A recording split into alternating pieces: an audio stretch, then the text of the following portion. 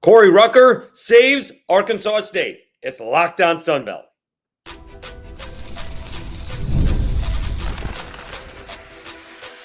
You are Locked On Sunbelt, your daily podcast on the Sunbelt Conference, part of the Locked On Podcast Network, your team every day. All right, Dave Schultz, Locked On Sunbelt, your team every day. Today's episode is brought to you by 5 Hour Energy. Go to 5hourenergy.com and use promo code LOCKEDONCFB to receive 20% off your order. This offer is only valid until September 30th and only on one order. Cannot be used with other promotions. The code is not good on subscription orders. Go to 5hourenergy.com today. So, great first weekend in the Sun Belt. Not quite as good as it could have been. We'll go over A-State's thrilling victory, I guess come from ahead victory that it was over Central Arkansas. Where was that vaunted Georgia Southern defense that we were supposed to see? And we'll look at it. Hashtag always a bright side. We start off with A-State. And again, not pretty by any stretch of the imagination. 13-0 at half, only to need a last-second touchdown at the end. I'm seeing questions whether it was, whether it wasn't. Doesn't matter. It is. And Corey Rucker catches a touchdown. Catches a touchdown pass from Jalen Raynor, his only touchdown score of the day. And Arkansas State avoids what would have been a disaster, losing to Central Arkansas. One of the things that I've been stressing about this with Jalen Raynor, two things we want to see is to be consistently good. It doesn't have to be great, and overcoming adversity. Not when it's tough sledding, tough slogging, I guess. And being able to make a play at the end. I'm the first to tell you, I'm not a big fan of the fade. I think it's 50-50. Looks great when it works, but feels like it's got to be a perfect pass. And let's be honest, it was. And a great job by Raynor to get the foot down for an Arkansas State 34-31 victory. Raynor with 317 yards in the air.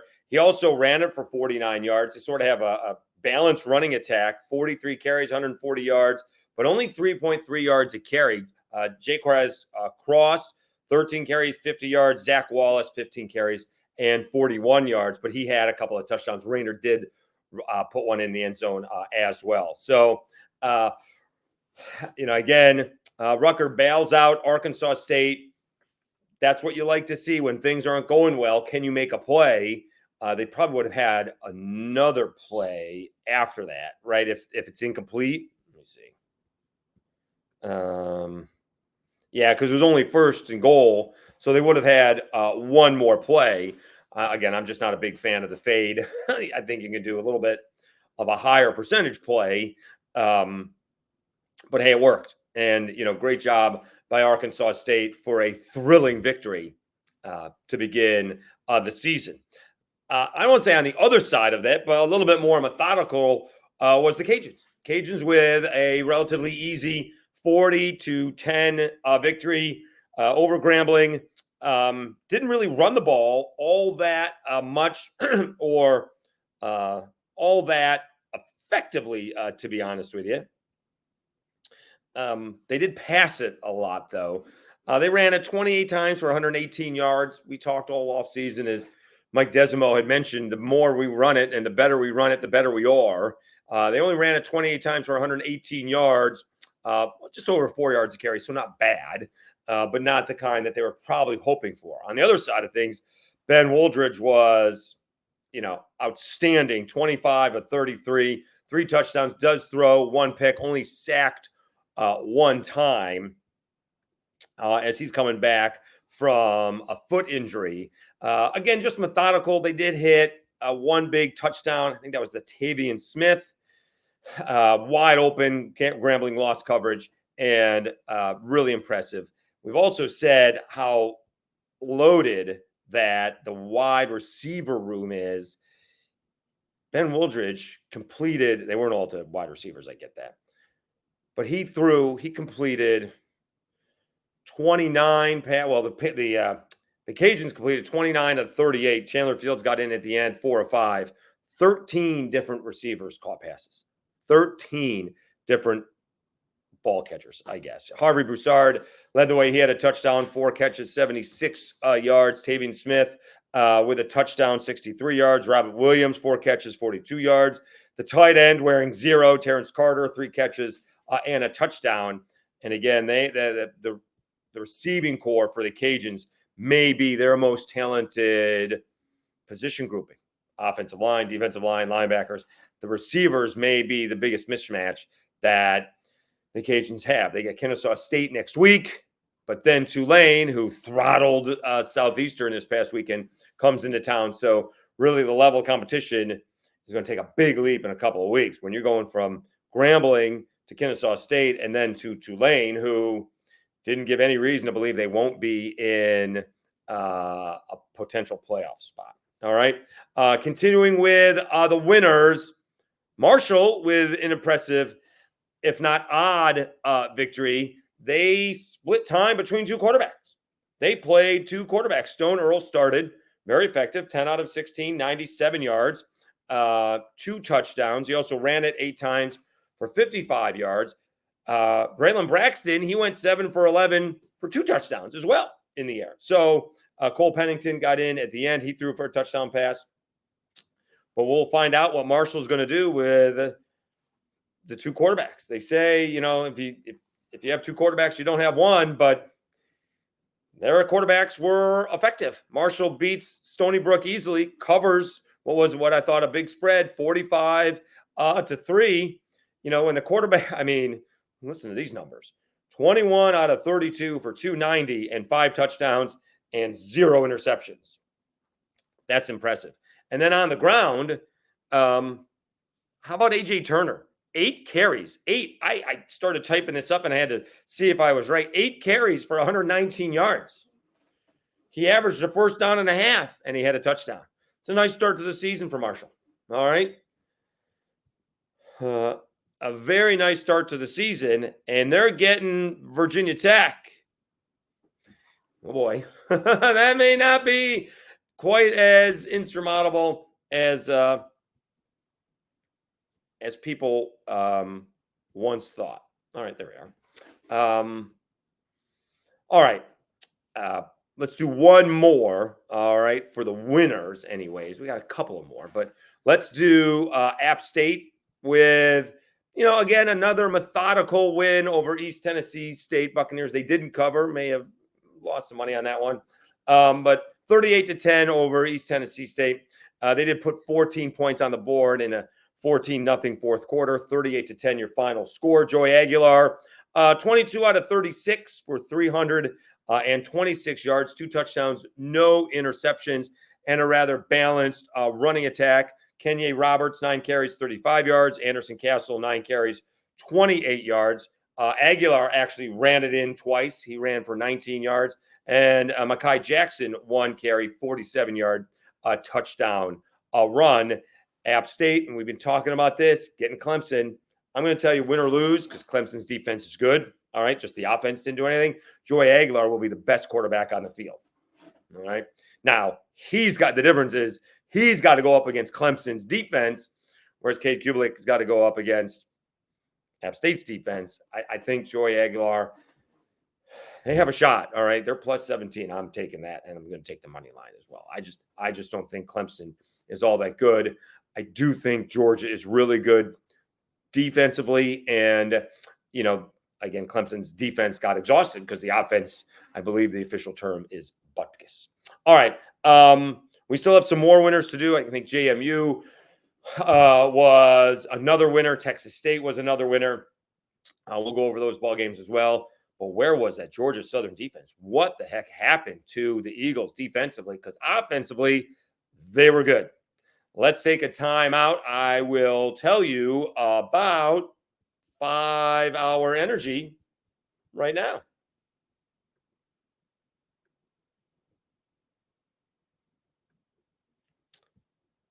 I'm using 5 Hour Energy to get me through these days. Again, it's very different what I'm doing. Standing on my feet all day long. You don't think that's a big deal, but you've been sitting down for 25 years. and making phone calls or talking on the radio, it's a thing. So I absolutely am using 5 Hour Energy. I used the promo code, and I will let you know when my shipment of 5 Hour Energy comes in. All right. It's coming. It got the holiday to deal with, so it's coming. 5 Hour Energy is the brand hardworking people like you have trusted for over 20 years to give them the alert, energized feeling they need to get through a busy, hectic day. You always know where to find 5 Hour Energy shots, right at the cash register and nearly every convenience, drug, and grocery store nationwide. Stock up on money-saving multi-packs to make sure you never run out of delicious, energizing 5 Hour Energy shots. If you go to 5hourenergy.com, that is the number 5, hourenergy.com, and get some 5 Hour Energy product today. You can use my promo code, LOCKEDONCFB, to receive 20% off your order. This offer is only valid until September 30th and only on one order and cannot be used with other promotions. The code is not good on subscription orders either. Go to 5hourenergy.com today.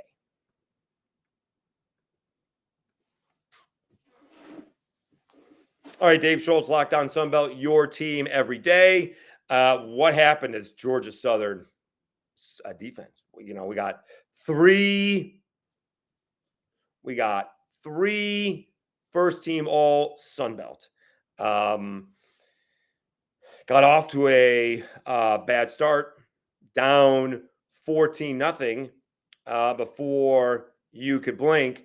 The offense started to do a little bit, but took a little bit to get back into it. Then the offense, obviously the defense did a little bit of something because, they were down, 14-0 and 28-9. But they took the lead and they just, 56 points at home is rough. Maybe Boise State is one of those potential playoff teams. All right. Maybe potential. Interesting. But you got to be able to get off the field. And you just can't be giving up the amount of yardage and time of possession. I don't think they did. They didn't throw an interception. They did have a fumble. Boise State had 651 yards. Only 280 of that was in the air. Boise State rushed for 371 yards. That's amazing. They averaged a first down, 10.6 yards a carry. You know what happened to the Georgia Southern defense? They were exhausted. Boise State was 7-11 on third down. Georgia Southern's offense, they put up 45 points. They put up 461 yards of offense. They were 1 of 2 on fourth down. They were 12-19 on fourth down. They actually had more first downs. J.C. French, 28 of 50, so percentage not great, but 322 and 2 touchdowns. He ran for 39 yards and a touchdown. Oh, man, they're going to have to put it together because for everything that we like about the way the sport is played now, wide open, faster, more points. If you can't stop the run, you can't do anything, right? It wasn't at Lombardi. If you pass it, 3 things can happen, and 2 of them are bad, although I can think of a 4th, right? It's either completed, incomplete, or an interception. The sack would be the 4th one, but that's what he's saying. 3 things can happen, 2 are bad, interception or incomplete. If you're not forcing a team to pass it even a little bit, there's no reason for them to do so. Just run the football right at you. Georgia Southern gave up almost 400 yards on the ground. Giving up 400 yards in total is a lot. They gave up 371 on the ground. Can't do that. You just can't do it. So we'll see if Georgia Southern can bounce back because that's disappointing. You get 45 points offensively. You have only 1 turnover, almost 500 yards of offense, and you lose by double digits. Yeesh. We'll see if we can scrub that one and put it behind them because that's tough. All right. Elsewhere, again, we had some win and move ons, right? Texas State over Lamar. They hang on 34-27. They actually got off to a great start, and then I just decided to coast again, I guess. They were up 18-3. In fact, they were up 15-0 in the first, and maybe they just, decided to, not finish it off the way they should have. They're up 18-0 at half, and Lamar got back into it. Texas State wins 34-27. Jordan McLeod, 21 of 30, 3 touchdowns and an interception. RJ Martinez actually came in 7 out of 10 for 35 yards. Ishmael Mahdi had an outstanding ball game, 28 carries, 156 yards, and a touchdown. Let me see what the team stats were, because Texas State's got to be better, right? Again, mentions, can you look ahead, right, to UTSA? Are they? You can be vanilla, but geez, they were, they put up 486 yards. They did have a couple of turnovers, so not great. 7 out of 13 on third down is outstanding. Only 1 of 2 on fourth down, meaning he didn't go for it all that much. They did, run the ball effectively 41 times. They did a great job of stopping the run. Only, 51 yards on the ground for Lamar. Defensively, they played not too poorly. Maybe the turnovers were the difference, but it seems to be a little bit of a lax type of deal for Texas State. It just didn't. It's not the kind of performance you wanted to come out of the gate, right? Marshall looked good. The Cajuns looked good. App State looked okay. It doesn't look great. We also have JMU. JMU with a nice victory. 30-7 over Charlotte. The surprising part of this is that Alonza, Barnett with the start. Dylan Morris, forget about the start. I thought it was going to be Dylan Morris, but Alonza gets the start and the victory. Played the whole game. Alonza Barnett the third. Pretty good numbers. Did throw 1 interception, but 10 out of 18. Didn't throw it a whole lot, but 219 yards on 10 completions, pretty good. A couple of touchdowns. Also ran it 9 times for 89 yards, and he's already going viral with a flop, taking a little bit of a I don't know if it's a late hit or not, but just doing a flop. And that's a good job by Bob Chesney. They were actually just up 9-7 at half, and then shut out Charlotte in the second half. Charlotte was way down. We did get them. We did take JMU and 1 out with that one. Probably should have done a little bit more on that one. But a nice start for JMU with a win over Charlotte, 30-7. It was really the Alonza Barnett show. Omarion Dollison, 2 catches, 80 yards. He had a touchdown, and George Petaway, 1 catch, 33 yards, 1 touchdown. That is effective. All right. All right. Let's take a timeout. We're going to try and do hashtag always a bright side. Boy, South Alabama, not great. Georgia State kind of hung in there. Nothing great about what happened with Southern Miss. I feel like the black cloud around me as I'm bringing it to Lexington.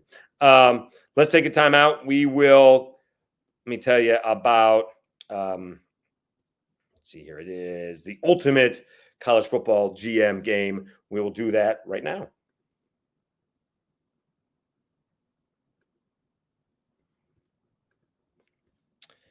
Hey, Locked On Sunbelt fans. I want to take a moment to give you a heads up on a brand new mobile game that I think you're going to love as much as I do. Ultimate College Football Head Coach. In this amazing game and simulation, you get to step in the shoes of a head coach and lead your college football program to glory. Can you imagine actually being the head coach of the Louisiana Ragin Cajuns?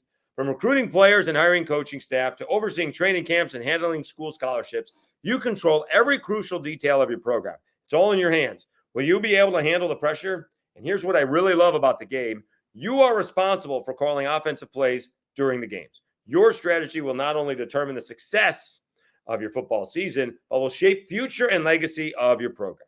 Ultimate College Football Head Coach is completely free, has no ads, and is 100% playable offline. You can play on the go as you want and when you want to. And of course, we have a special offer for Locked On Sunbelt fans. Use the promo code LOCKEDONCFB, all caps, inside the game store to receive a free boost to your program.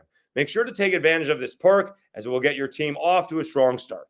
To download the game, just visit ultimate-cfb.com, ultimate-cfb.com, or look it up on the app stores. Ultimate College Football HC. Begin your coaching legacy today.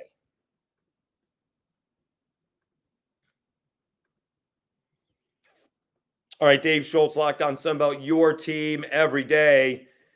Boy, that is an ugly loss by South Alabama. They were favored by a touchdown or so, maybe by 5, and they lose 52-38 in a ball game that they led 19-14 at half. But turnovers and poor special teams play, and North Texas scores 28 third-quarter points. 28 third-quarter points.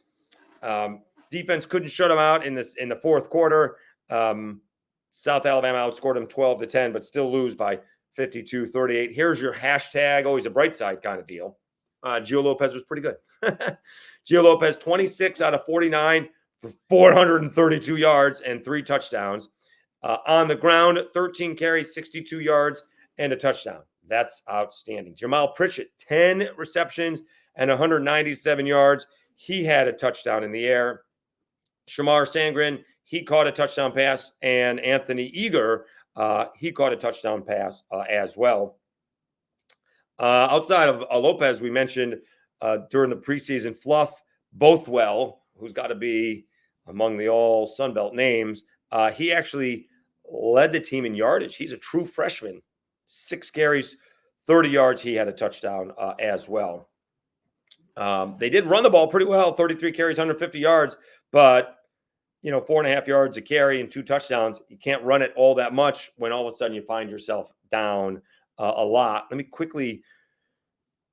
go over the play-by-play. Halftime, South Alabama 3-and-out, North Texas touchdown in 3 plays. South Alabama 3-and-out, North Texas touchdown 5 plays. South Alabama does score a touchdown, but then North Texas scores a touchdown. South Alabama tried to punt it away. Jack Martin hits the up back, touchdown, North Texas. South Alabama comes down, scores a touchdown. North Texas scores a touchdown. South Alabama with a touchdown, North Texas with a field goal, and South Alabama couldn't put it in at the end. Would have made it a 1-score game with about 1:17 to go. But these are the North Texas possessions in the second half. Touchdown, touchdown, touchdown, touchdown, field goal, end of the game. Not going to win games like that.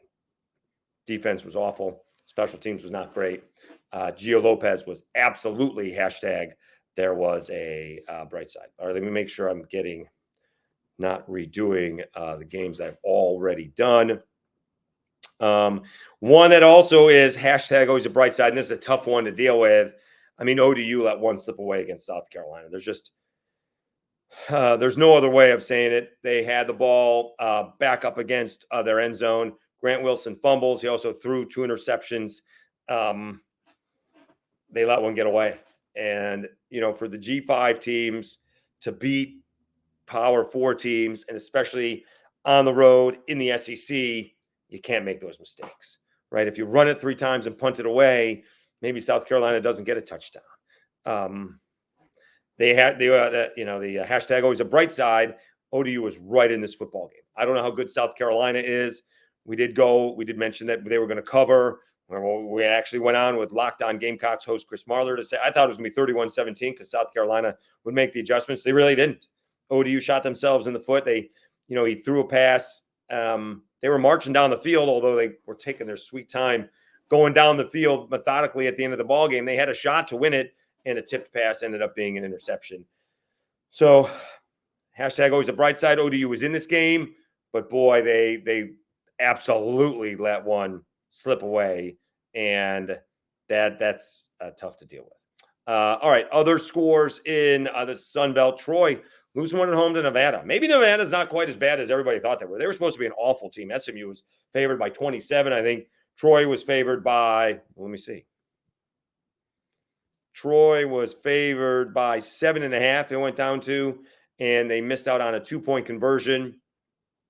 Not a great start for Jared Parker and Troy. Goose Crowder seemed to have an okay ball game. 20 out of 30 for 201 yards and a touchdown. Hold on, that, yeah, correct. Damian Taylor, 11 carries, 103 yards and a touchdown. Gerald Green, 11 carries. He had a touchdown. Trying to figure out how Troy actually lost this football game. They did not turn the ball over, but Nevada put up 393 total yards in Troy. So, again, a lot of the turnover we talked about on offense, but there was a lot of turnover on a defense.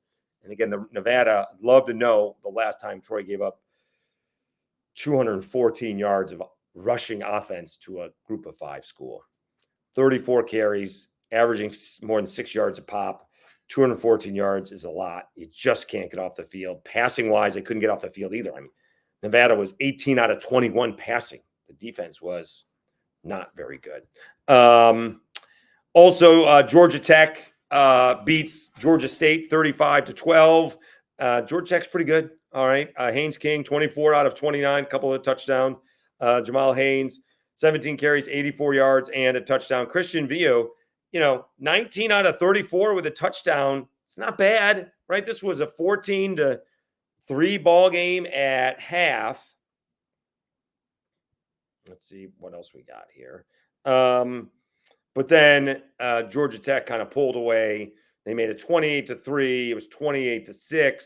It got to be 28-12, was as close as Georgia State got. I mean, Georgia Tech had 500 yards of offense. I mean, Georgia State put up 360 yards of offense, passed it for 210 yards, rushing for 150 yards. They did have a fumble. Time of possession was about even. So Georgia State had a little bit of an issue putting it in the end zone when they actually had a shot. All right. So again, we had the teams that got off to good starts. Arkansas State with a thrilling victory. Cajuns methodical. App State methodical. Maybe even, it looked like JMU got off to a slow start, but, dominating in the second half. One more game, the shroud over my head. That Kentucky Southern Miss game just wouldn't start, and then it wouldn't finish. I think I got there at about 7:30, and it just wasn't going to start. And then by the time they decided to start at 10:05, I was on my way home because I got to get to work the next day. Not a lot, to be honest with you. A bright side on that one, which is it's just not great. Tate Rodermaker did not have a good game. 13 out of 19 with 2 interceptions. Ethan Crawford was rushing 3 carries for 10 yards. Not a lot of positive for Southern Miss. Blake Vandergriff, only 12 out of 18 for 169 yards, 3 touchdowns, and an interception. UK put it away with 17 points in the second quarter. To be honest with you, the hashtag always a bright side. It was canceled with about 10 minutes to go in the third quarter. That's the hashtag, was bright side. The game didn't finish. It was 31-0. It could have been uglier. So we'll see if Southern Miss can put that one behind them. They do get Southeastern, who Tulane throttled. They get South Florida and Jacksonville State. Jack State didn't look to be all that good either against Coastal Carolina. They have QB problems. So we'll see if Southern Miss can figure it out. All right. Thanks for tuning in. We didn't quite get to that 1,500 mark. We'll see how the subscriptions are going this week. We're already, a few over 1,400. So I do appreciate it. That's a lot. That's 100 per school in the Sun Belt. And a lot of Sun Belt schools have their own podcast. So I appreciate you guys supporting this one as well. It's a big week too. All right. Texas State, UTSA, and Clemson and App State. We're going to be looking forward to it. We're going to go over more of where was the Sun Belt defense tomorrow. And that could be a long episode. All right. Thanks very much for tuning in. You've been watching Locked On Sun Belt, your team every day. Have a great night, everybody.